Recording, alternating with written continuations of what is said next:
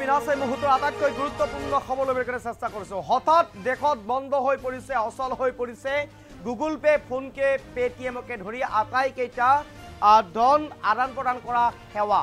আৰু ইতিমধ্যে দিনৰ ভাগত কিছু সময়ৰ বাবে ব্যাহত হৈ পৰিছিল, অচল হৈ পৰিছিল গুগল পে, ফোন পে, পেটিএমকে ধৰি আটাইকেইটা ধন আদান প্ৰদান কৰা সেৱা। আৰু যাৰ বাবে হঠাতে সমস্যাৰ সন্মুখীন হৈ পৰিছিল ব্যৱসায়িক প্ৰতিষ্ঠানসমূহ, গ্ৰাছপথতেই হওক, দোকানতেই হওক, বিভিন্ন ব্যৱসায়িক প্ৰতিষ্ঠানসমূহ, লগতে সাধাৰণ জনতাৰ মাজতো এক প্ৰকাৰ সমস্যাৰ সন্মুখীন হোৱা পৰিলক্ষিত হৈছিল। এই মুহূৰ্তত সবিশেষ আপোনালোকৰ হৈছিল নেকি এনেধৰণৰ অৱস্থা? জনাওক আমাৰ কমেণ্টৰ জৰিয়তে। এই মুহূৰ্তত সবিশেষ ল'বলৈ চেষ্টা কৰিছোঁ আপোনালোকৰ।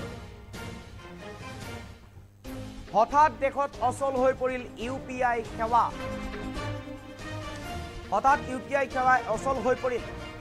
জিপে, ফোনপে আদি UPI সেৱা হঠাৎ বন্ধ হৈ পৰিল কিছু সময়ৰ বাবে।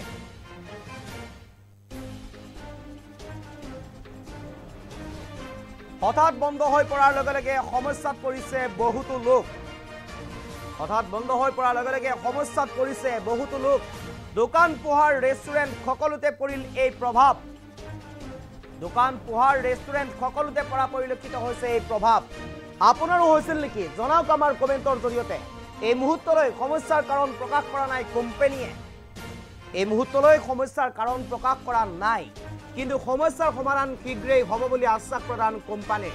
এই মুহূৰ্তত সবিশেষ ল'বলৈ চেষ্টা কৰিছোঁ। ইতিমধ্যে দেশজুৰি অচল হৈ পৰিছিল UPI সেৱা। আপোনাৰো হৈছিল নেকি তেনেকুৱা? জনাওক মন্তব্য। আপোনাৰো তেনেকুৱা হৈছিল নেকি? আপুনি মন্তব্য, আপোনাৰ মন্তব্য আমাৰ কমেণ্টৰ জৰিয়তে আমাৰ বক্সত জনাব পাৰে। আমাৰ কমেণ্ট বক্সত আপোনাৰ কমেণ্ট জনাব পাৰে। দেশত হঠাৎ অচল হৈ পৰিল UPI সেৱা। গুগল পে, ফোনপে, পেটিএমকে ভিতৰ কৰি আটাইকেইটা সেৱা হঠাৎ অচল হৈ পৰিছিল।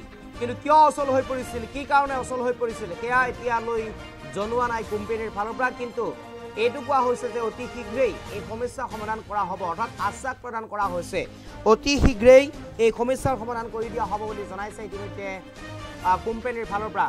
কি সমস্যাৰ সমাধান, কি সমস্যাৰ সন্মুখীন হৈছিল, কিয় তেনেধৰণৰ ঘটনাৰ সৃষ্টি হৈছিল সেই কথা ইতিমধ্যে জনোৱা নাই, যদিও অতি সোনকালেই অতি শীঘ্ৰেই এই সমস্যা সমাধান কৰি দিয়াৰ কথা উল্লেখ কৰিছে ইতিমধ্যে কোম্পানীৰ ফালৰ পৰা।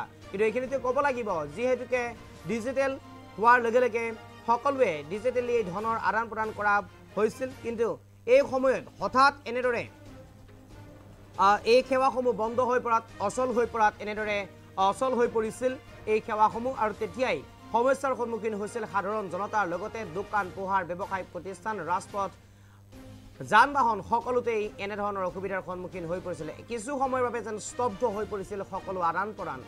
ব্যৱসায়িক প্ৰতিষ্ঠানত স্তব্ধ হৈ পৰিছিল গুগল পে, ফোনপে, পেটিএম আদি সকলো স্তব্ধ হৈ পৰিছিল। যান বাহনৰ ক্ষেত্ৰত স্তব্ধ হৈ পৰিছিল। এই সমস্যাত ভুগিছিল সাধাৰণ জনতা। আৰু বস্তু কিনা বিকা কিনাৰ ক্ষেত্ৰতো অসুবিধাৰ সন্মুখীন হৈছিল।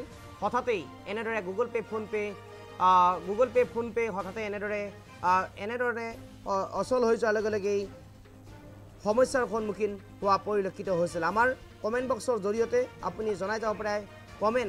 আপোনাৰো এনেকুৱা অসুবিধাৰ সন্মুখীন হৈছিল নেকি? জনাব পাৰে। আপোনাৰ ফোনপে বা গুগল পেত আপুনিও এনেকুৱা অসুবিধাৰ সন্মুখীন হৈছিল নেকি? আমাৰ কমেণ্ট বক্সৰ জৰিয়তে আপুনি আপোনাৰ মন্তব্য জনাই যাব পাৰে।